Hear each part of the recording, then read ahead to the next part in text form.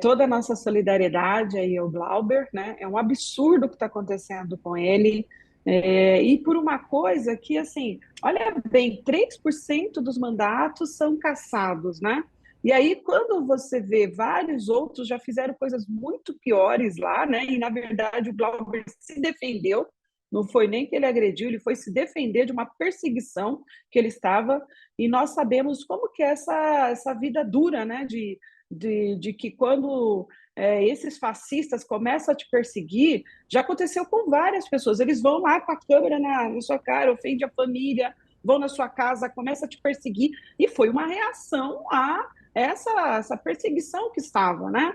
E esse cassamento, a cassação do mandato dele não faz sentido nenhum para a nossa democracia, né? Porque foi eleito, não está ali nas questões de que para caçar o mandato. Temos aí quem foi mandou matar a Marielle, né? Estão aí, não foi um ano, né? E não foi caçado. E o do Glauber está indo lá muito rapidamente. Então você vê que quem realmente luta pela democracia no país e pelo direito está sendo ameaçado com essa cassação, né? Porque aí a maioria ali, que também a maioria, a boa parte desses deputados já estão lá com assinaturas, pelo menos dizem, né? Também para votar a questão da anistia. Então, olha os absurdos que nós estamos tendo. Então, a gente tem um Congresso que vota uma anistia, que foram eleitos pelo povo, né? Então, num sistema de democracia, que estão votando pela anistia de quem foi contra a democracia. E aí você tem um deputado que, junto com uma outra parte, vários outros deputados, lutam pela democracia todos os dias e que está sendo caçado. Então, você vê uma contradição no nosso Congresso eterno. Então, assim, a população tem que estar de olho nisso, né, Thalita? Porque ano que vem nós temos eleições de novo. Então, acho que todo mundo tem que acompanhar o que esses deputados estão fazendo e como é que eles estão tratando a democracia. Da forma que eles estão fazendo hoje, não dá. Realmente você ir contra a democracia, né? Caçar um mandato por um motivo que, assim, não foi uma coisa dentro, nem foi dentro da Câmara ali, não foi decoro, mas a gente percebe que realmente é uma perseguição ao deputado Glauber. É importante você relembrar, né, o caso, porque o que muitos têm denunciado, parlamentares têm denunciado, é o precedente que se abre com essa possível cassação. Porque o que aconteceu na época?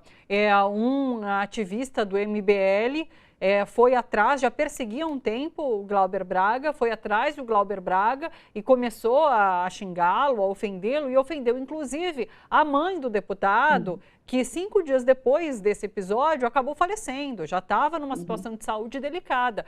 Glauber Braga, nessa situação, perdeu a cabeça, deu um pontapé ali nesse militante do MBL, e fora ali da Câmara dos Deputados. E é esse caso que está sendo julgado agora. Mas há uma denúncia de perseguição política, porque Glauber Braga, esse deputado super combativo e que tem denunciado a atuação de Arthur Lira quanto presidente da Câmara dos Deputados nessa negociação de emendas, enfim, então por isso a perseguição política. Mas é perigosíssimo, né, Ivone, esse precedente que se abre por conta de uma atuação de difamação, de fato, porque caso o mandato dele seja cassado, qualquer militante vai entrar ali na Câmara dos Deputados e começar a acossar, a difamar qualquer deputado, que quando ferve a cabeça, enfim, acaba reagindo, vai poder sofrer um processo como esse no Conselho de Ética. Então é perigosíssimo esse precedente que pode ser aberto com essa cassação. Isso que precisa ficar muito claro para a nossa audiência aqui, né? Para quem nos acompanha. Sim, porque assim, uma deputada não vai poder mais se defender. Olha bem, várias agressões e que a gente sofre isso no dia a dia, né? Então, qualquer ato que você vá, tem as pessoas são fascistas que te agridem, né? Muitas vezes partem para cima agressivamente, né? De dando chutes. Vamos ver o que aconteceu, né? Com a deputada que perseguiu um jornalista aqui na Avenida Paulista armado, né? Aquilo ali foi assim, todas as barreiras. Olha bem um exemplo de uma fascista aí, que aí foi muito claro por que ela está perdendo ali, né? se está uma discussão de acusações de que ele agrediu, isso tem outros fóruns, né, para fazer isso, né? Mas não chega à questão de perda do mandato. Então, sim, realmente é um precedente muito perigoso. Eles fazem isso todos os dias, então a Câmara ali não barra essas pessoas que estão fazendo isso, né? Agredindo muitas vezes deputados ali dentro. As mulheres, principalmente, Thalita, são atacadas dia e noite ali também, né? Então elas recebem não só agressões verbais, mas ameaças, né? Então todo dia tem uma deputada, tem uma vereadora em alguma cidade denunciando esse tipo de agressões e fazendo, e ela não pode se defender e agora vai perder os seus mandatos por isso. Então, realmente é um precedente perigosíssimo.